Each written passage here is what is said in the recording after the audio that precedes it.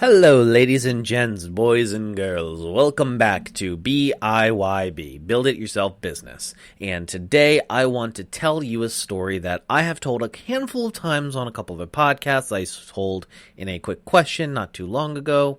But here is kind of what I want to talk about it in a more structured and more like it just pull the parts about it that are useful to you.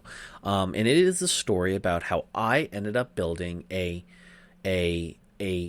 feature dense, powerful, and quite frankly, possibly quite profitable, potentially profitable website that ended up being thrown into the toilet due to things outside of my control.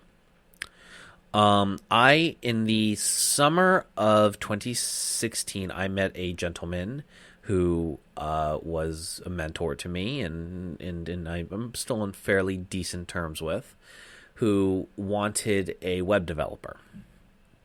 And for a project he was building.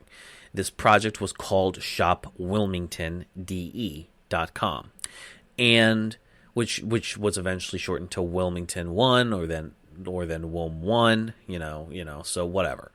Wilmington is my hometown. Wilmington, Delaware is is my hometown where I live. And it had the capacity, and here in our state, we have a frankly garbage newspaper that doesn't really ever talk about anything positive, uplifting, or good in the community. We also wanted to focus on positivity and painting Wilmington in the best light possible, as well as making basically re-owning the narrative that Wilmington is of everything Wilmington is. So with that being said, this website I came on and was a technologist for this and basically donated, over the course of me working on this, I probably donated, at least 25 to 30 hours a week on average just to this over the lifespan of this project. And that's on top of school, which I often neglected to work on it foolishly, but this is a story of kind of like of I wanted to tell and sort of at the end and then take and like what are the lessons that can be learned. It was extremely feature complete with calendar, opinion sections, personal articles written by yours truly. It was a lot of work went into it, and I was proud of it. The problem is that the man my mentor, who was marketing it, he went for advertisers first and didn't actually market towards a new user base. So basically he had a fantastic product and he didn't have an audience, and that would have been extremely valuable to people, but he didn't have an audience for it. So this is kind of the first lesson. You cannot build a product.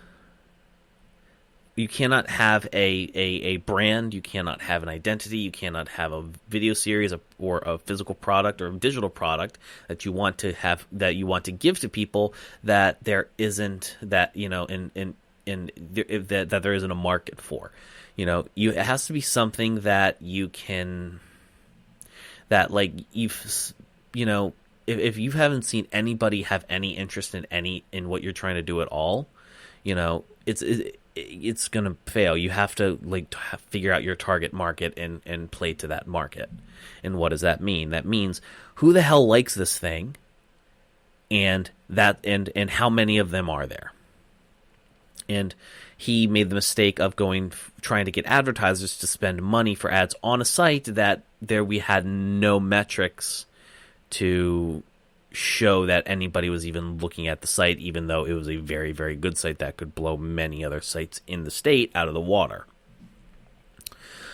Second issue, as time went on and his idea of going straight to advertisers was not working, he started to lose heart. Now, I did not have any control over the website. I had all admin permissions. I could do whatever I wanted with the site, but it was not hosted on my GoDaddy account. I did not own own it myself. Here, and this is kind of your second lesson. If you are devoting hours and hours and hours of your time to something, make sure, and I want to be clear that I was not getting paid for this. I was promised a percentage of the revenue based, a stake of it of 12.5% of this thing. And here's the thing, I believed in the product's ability to generate this money because I saw what it could do and I knew what it could do.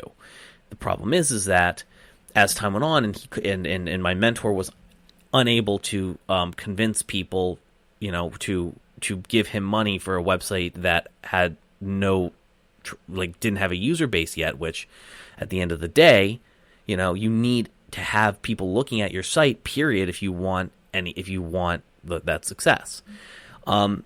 This leads to the second lesson.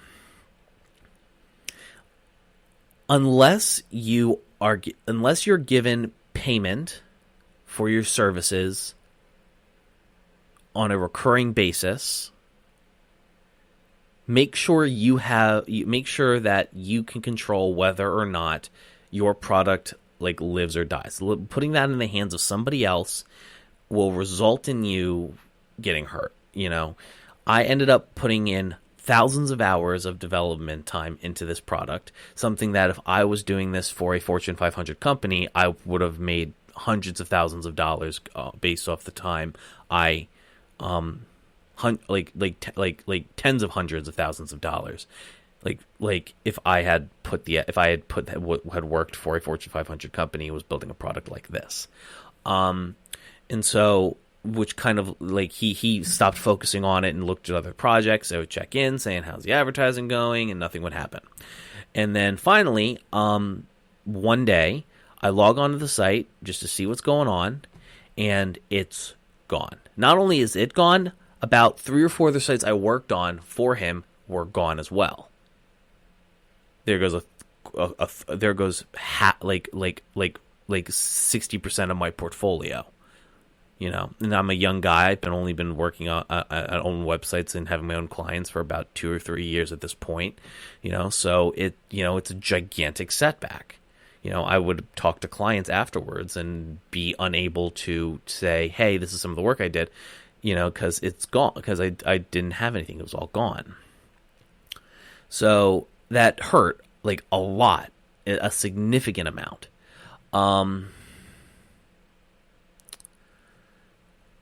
At the end of the day,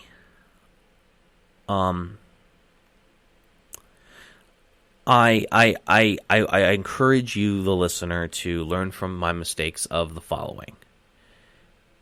The amount of time and effort you're going to put in a project, make sure you are getting paid for your time. Period. Never accept a promise of payment down the line. Except say, I want half of what I'm owed up front. I want all of what I'm owed up front. I want, or ask for a salary, ask for hourly, ask for a salary, ask for something. You can't, don't just say, oh, I'll take take your percentage, but also make sure you're getting paid for your time. Because if you're not getting paid for your time, you don't control whether or not this project lives or dies, out of your control. What are you You're just wasting your time on somebody else's project for their own whims.